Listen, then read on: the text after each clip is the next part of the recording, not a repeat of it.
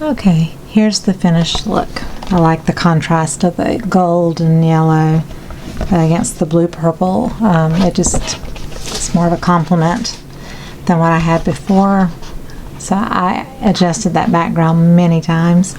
And like I said, this inside, you know, I could have done better just painting it with the paintbrush instead of just dropping the alcohol inks into it. So, you know, you learn as you go. It was fun though.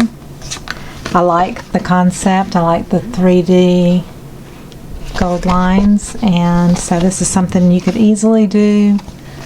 Got all the links on my Amazon recommendations. Surebonder.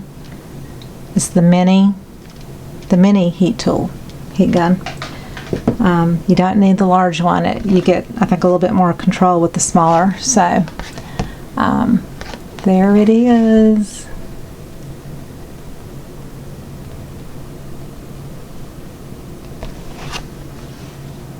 And then I'll spray it one more time to seal it really well.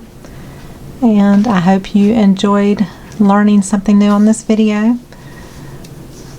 Tanya Mundt secret revealed in the acrylic pouring world, but you know, I've used it with alcohol inks instead, and she's done alcohol inks too with the resist method, and I'm not sure how she's used it, but this is what she does with the acrylic pours. But you can use the hot glue gun on really any project, and that's what I've been using on my Kintsugi Women's series.